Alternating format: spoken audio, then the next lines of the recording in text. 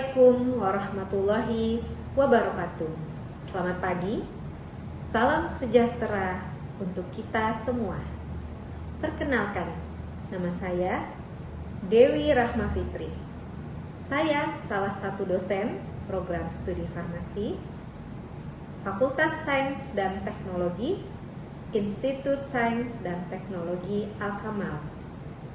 Video ini saya buat untuk memenuhi salah satu persyaratan sertifikasi dosen tahun 2025, yaitu tentang pernyataan diri dosen dalam unjuk kerja Tridharma Perguruan Tinggi atau dikenal dengan PDD UKT-PT pada bidang pengajaran.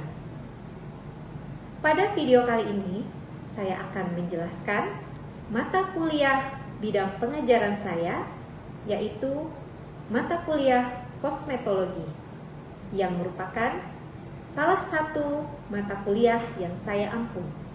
Mata kuliah kosmetologi merupakan mata kuliah yang berada dalam kelompok bidang ilmu teknologi farmasi.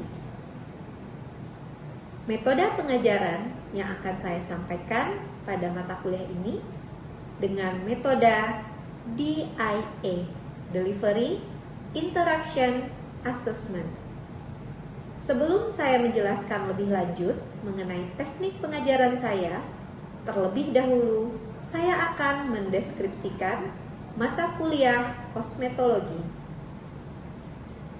Mata kuliah kosmetologi merupakan mata kuliah yang ada pada semester genap dan merupakan mata kuliah wajib dengan bobot 2 SKS. Terdapat 16 pertemuan, di mana pada pertemuan ke-8 adalah ujian tengah semester, dan pada pertemuan ke-16 adalah ujian akhir semester. Mata kuliah kosmetologi ini adalah mata kuliah yang mengajarkan tentang kosmetik dan kosmetik medik, fungsi kosmetik, formula, serta evaluasi sediaan kosmetik sesuai dengan persyaratannya, regulasi kosmetik, dan uji mutu keamanan kosmetik. Capaian pembelajaran mata kuliah kosmetologi terdiri dari sikap, pengetahuan, keterampilan umum, dan keterampilan khusus, di mana sikap meliputi bertakwa kepada Tuhan Yang Maha Esa dan mampu menunjukkan sikap religius, serta menjunjung tinggi nilai kemanusiaan dalam menjalankan tugas berdasarkan agama, moral, dan etika. Taat hukum dan disiplin dalam kehidupan bermasyarakat dan bernegara, dan menginternalisasi nilai, norma, dan etika akademik. Pengetahuan meliputi menguasai konsep pengembangan obat, meliputi penemuan obat, formulasi, distribusi sediaan farmasi berdasarkan peraturan dan regulasi. Menguasai konsep analisis bahan obat, sediaan farmasi, makanan, minuman, kosmetik, serta senyawa kimia dalam tubuh. Keterampilan umum meliputi mampu berpikir logis, kritis, sistematis, dan inovatif dalam konteks pengembangan atau implementasi ilmu pengetahuan dan teknologi yang sesuai dengan bidang keahliannya dan menunjukkan kinerja mandiri, bermutu, dan terukur. Mampu dan terampil dalam perencanaan, pembuatan, penjaminan mutu, dan distribusi sediaan farmasi dari bahan sintesis maupun bahan alam. Keterampilan khusus memiliki keterampilan di bidang analisa bahan obat, sediaan farmasi, makanan dan minuman, kosmetika, serta senyawa kimia dalam tubuh. Capaian pembelajaran mata kuliah mampu memahami definisi kosmetik, kosmetik medik, preparat kosmetik, penggolongan kosmetik dan perbedaan antara kosmetik dengan obat, serta regulasi kosmetik di Indonesia. Mampu memahami struktur anatomi kulit dan anatomi rambut, mampu merancang sediaan kosmetik dan kosmetik medik, mampu memahami proses pembuatan kosmetik berdasarkan cara pembuatan kosmetik yang baik, mampu menentukan metode uji mutu dan keamanan kosmetik. Bahan kajian, definisi kosmetik, kosmetik medik, preparat kosmetik, penggolongan kosmetik dan perbedaan kosmetik dengan obat, serta regulasi kosmetik di Indonesia, struktur anatomi kulit dan rambut, regulasi kosmetik, formulasi, sediaan kosmetik tabir surya, kosmetik dekoratif, deodoran dan antiperspiran, insek repellent, pembersih mulut dan gigi, produk bayi, kosmetik rambut, kosmetik pencerah wajah, serta metode uji dan keamanan kosmetik. Bahan kajian yang saya gunakan pada mata kuliah kosmetologi ini adalah buku pegangan dasar kosmetologi Dr. Retno Tragono, Harris Cosmetic, ASEAN Cosmetic Directive, dan sebagai bentuk integrasi penelitian dengan pembelajaran pada perkuliahan saya menggunakan jurnal ilmiah terakreditasi Sinta 4 yang merupakan hasil penelitian saya yang mendapatkan hibah DPPN pada tahun 2024 dengan judul Formulasi Ekstrak Bunga Kembang Bulan Tithonia diversifolia dalam sediaan serum sunscreen. Metode pembelajaran yang saya gunakan adalah metode DIA, Delivery Interaction Assessment, di mana delivery, bagaimana saya menyampaikan materi dalam pembelajaran saya. Dalam pemaparan materi, pada saat proses pembelajaran, diselingi dengan memberikan beberapa pertanyaan kepada mahasiswa dan meminta pendapat mahasiswa lain. Pembelajaran dilakukan secara luring, dilakukan dengan tatap muka di kelas, dan daring menggunakan platform seperti Zoom atau Google Meet. Pada pertemuan ke-9 setelah UTS, mahasiswa diberikan tugas berkelompok untuk pembuatan makalah dan dipresentasikan pada pertemuan berikutnya. Pelaksanaan presentasi diisi dengan kegiatan diskusi terkait topik masing-masing kelompok. Interaction. Interaction adalah proses interaksi yang terjalin antara mahasiswa dengan dosen, mahasiswa dengan sesama mahasiswa untuk mencapai pembelajaran, di mana peserta didik sebagai subjek pembelajaran sehingga mahasiswa akan lebih aktif, mandiri, dan inovatif sesuai dengan kemampuan masing-masing. Ada kalanya kegiatan belajar kelompok di dalam kelas juga dilakukan, sehingga mahasiswa dapat menganalisis atau menggali suatu permasalahan pada topik tertentu dan mahasiswa mampu memaparkan hasil diskusi kelompok tersebut. Assessment. Bagaimana saya menilai keberhasilan suatu proses pembelajaran yang mengacu kepada CPL? Komponen penilaian pada mata kuliah ini terdiri dari kehadiran 10%, di mana minimal kehadiran mahasiswa adalah 75% dari total pertemuan.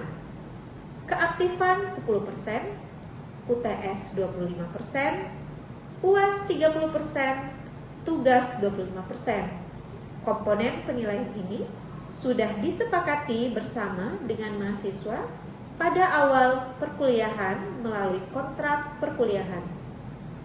Selanjutnya, saya akan menayangkan cuplikan perkuliahan saya di dalam kelas. Selamat menyaksikan. Assalamualaikum warahmatullahi wabarakatuh. Waalaikumsalam warahmatullahi wabarakatuh. Selamat pagi semuanya. Pagi, Bu. Alhamdulillah hari ini kita kembali lagi bertemu di mata kuliah kosmetologi ya, pada pertemuan keempat. Nah, pada pertemuan keempat ini kita akan membahas tentang sediaan tabir surya. Sudah pernah dengar atau sudah pernah menggunakan sediaan tabir surya? Sudah ya. Oke. Pertanyaan saya, seberapa pentingkah kita menggunakan sediaan tabir surya dalam kehidupan sehari-hari? Ada yang bisa menjawab? Saya Bu, saya Ina Aulia yang menjawab fungsi dari tabir surya yang dipakai sehari-hari. Tabir surya yang dipakai sehari-hari berguna untuk melapisi kulit dari paparan sinar matahari berlebih, yaitu yang menyebabkan sinar matahari mengandung sinar UVA dan UVB yang membuat permukaan kulit yang juga mengangkat. Oke, jawaban dari temannya itu benar sekali ya. Nah, apakah ada yang ingin menambahkan? Berapa pentingkah kita? Saya merasa dulu dari hari yang 2018-2024 bisa menimbulkan kelanjutan Ibu atau berpigmentasi pada kulit Matahari yang mengenai kulit manusia. Nah, bagaimana kalau kita ingin memformulasi suatu sediaan tabir surya? Di sini dikatakan bahwa sediaan tabir surya itu adalah senyawa kimia aktif. Ya, berarti harus ada senyawa. Penggunaan bahan-bahan yang diperbolehkan dalam kosmetik ada di lampiran nomor 5 ya. Di situ tertera bahwa ada senyawa-senyawa yang diperbolehkan digunakan dalam sediaan tabir surya dalam batasan tertentu. Dibuka lagi catatannya atau materi pada pertemuan kedua. Nah, tabir surya ini apa fungsinya? Tadi dijelaskan fungsinya adalah untuk mencegah atau memperkecil efek bahaya sinar matahari ya, terutama sinar UV. Adalah tabir surya kimiawi ya, atau bisa dikenal dengan chemical absorber. Bagaimana mekanisme kerjanya? Kalau tabir surya yang kimiawi ini bekerja aktif melalui reaksi fotokimia dengan menyerap. Nah, jadi jelas perbedaannya antara tabir surya yang fisik dengan tabir surya yang kimia. Kalau tabir surya yang fisik, dia memblok atau memantulkan ya sinar UV. Sementara untuk tabir surya yang kimiawi ini dia lebih ke menyerap radiasi sinar UV.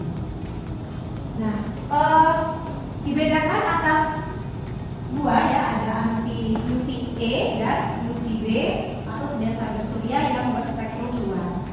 Kemudian secara kosmetik dia lebih disukai ya. Nah, ini sebenarnya tren juga untuk penelitian-penelitian yang sekarang digunakan itu adalah penggunaan bahan alam sebagai sediaan tabir surya. Tahu bahwa suatu tanaman tersebut bisa berpotensi sebagai zat aktif tabir surya, yaitu dari kemampuannya menangkap oksidasi ya, atau sebagai antioksidan yang tinggi.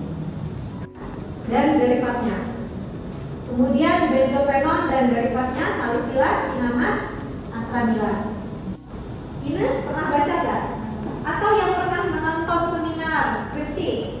Ini adalah contoh ya ketika tubuh kita atau kulit wajah kita terpapar dengan sinar matahari dan yang dilapisi dengan sediaan tabir surya.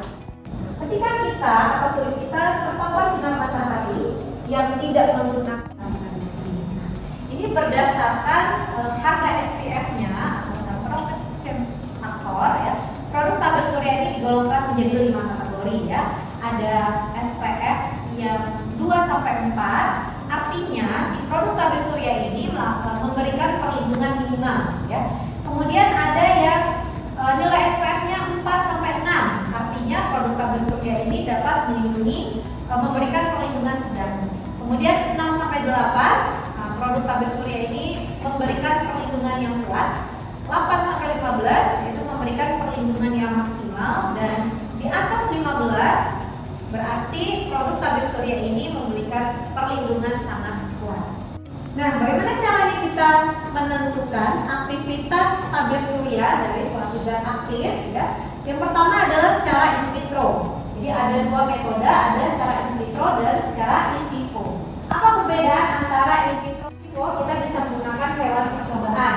Apakah itu kelinci atau mencit ya, atau tikus.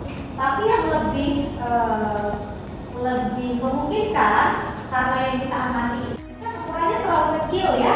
Nah, coba teman-teman bayangkan kalau kulit tikus kulit mencit dicukur terus berapa senti bisa kita amati. Itu kan lebih sulit ya. Jadi kita pilih kelinci atau tikus yang luas permukaan tubuhnya lebih besar dan mudah kita amati. Maka sinar surya atau sinar matahari. Nah, kita klasifikasikan bahwa tabir surya ini berdasarkan mekanisme kerja.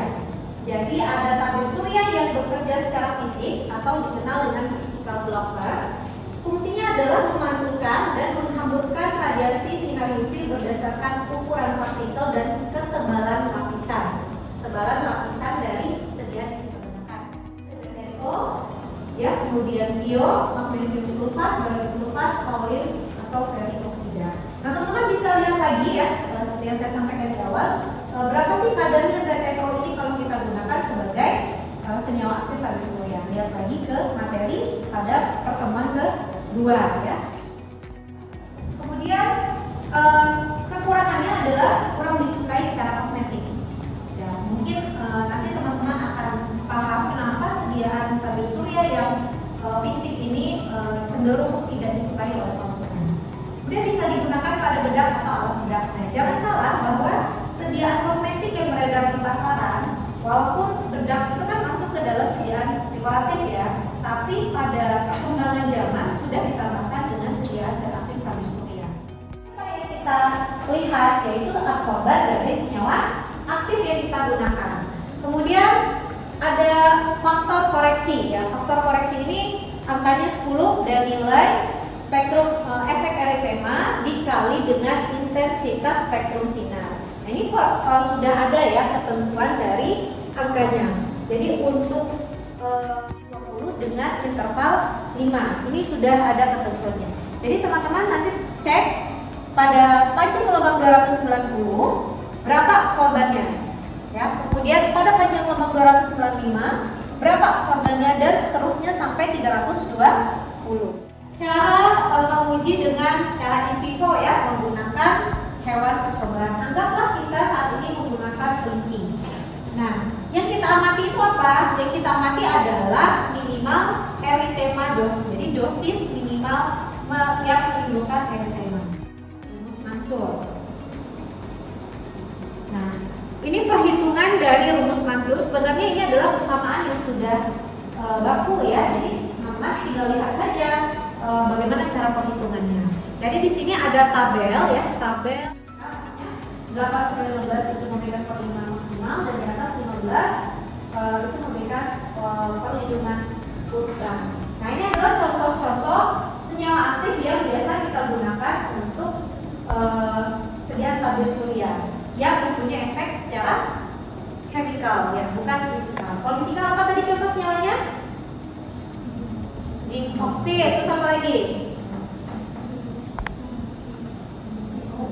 Bio, apa lagi?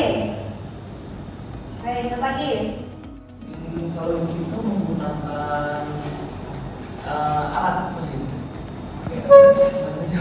Ya, di luar sel ya, di luar sel. Kalau in vivo menggunakan biologi. ya, menggunakan makhluk hidup. Kalau in vitro, apa yang akan kita gunakan dalam sediaan tabir surya? Maka kita menentukan bentuk sediaannya seperti apa yang akan kita rancang. Nah, bentuk sediaan tabir surya ini cukup luas ya. Bisa dalam bentuk emulsi. Emulsinya apa saja? Bisa tipe oil in water atau water in oil. Kemudian bentuknya apa lagi? Lotion ya. Untuk sediaan lotion juga banyak dipilih oleh para formulator untuk menjadi sediaan tabir surya. Kemudian ada yang oil ya, tipe oil. Kemudian ada tipe gel. Gel juga ada ya, sediaan gel yang ternyata sediaan tersebut memberikan efek perlindungan terhadap sinar UV ya, atau sebagai sediaan tabir surya. Kemudian aerosol ya, atau bentuk stick. Tergantung dari prinsip apa yang dipakai oleh seorang formulator memilih sediaannya. Misalnya sediaan lotion. Kenapa sediaan lotion? Karena sediaan lotion mungkin lebih nyaman digunakan dibandingkan sediaan emosi, misalnya seperti itu ya. Baik, cukup sekian ya untuk pertemuan kita pada pertemuan 4 ini. Dibaca lagi ya tugas yang sudah saya berikan. Minggu depan kita akan masuk ke pertemuan ke-5 ya. Tapi sebelum itu kita refleksi ya seperti pertemuan-pertemuan sebelumnya. Baik, terima kasih. Semoga apa yang saya sampaikan bermanfaat untuk kita semua. Saya tutup kelas ini dengan wabillahi taufiq wal hidayah. Assalamualaikum warahmatullahi wabarakatuh.